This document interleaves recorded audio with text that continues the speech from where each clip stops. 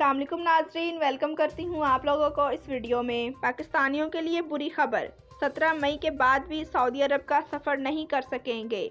तफसीलात के मुताबिक सऊदी अरब ने ऐलान किया है कि 17 मई के बाद आलमी सफरी पाबंदियों के खात्मे के बाद भी 20 ममालिक पर पाबंदियाँ बरकरार रखी जाएंगी।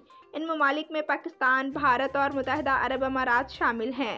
सऊदी अरब की सरकारी खबरसा एजेंसी के मुताबिक सऊदी अरब की सरकारी एयरलाइन ने एक शहरी के पूछे गए सवाल का जवाब दिया है, जिसने पूछा था कि क्या सफरी पाबंदियां बरकरार रहेंगी।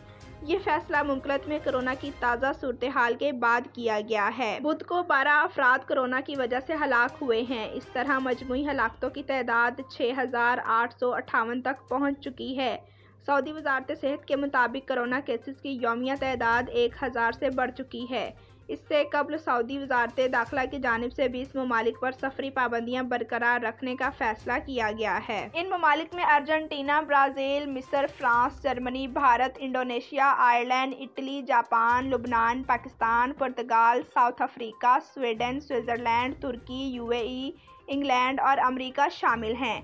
सऊदी वजारत दाखिला की जानिब से अपने बयान में कहा गया है कि ऐसे तमाम मुसाफिरों पर सफरी पाबंदी बरकरार रहेगी जो चाहे किसी और मुल्क से भी हों और गुज़श्ता 14 रोज़ के दौरान उन्होंने इन 20 ममालिक में से किसी ममालिक का सफ़र किया हो। जी तो नाज़रीन, वीडियो देखने का शुक्रिया। हमारे चैनल पर न्यू हैं तो चैनल को सब्सक्राइब करें, लाइक करें और बेल को प्रेस कर दें। Thanks for watching. अल्लाह हाफिज़।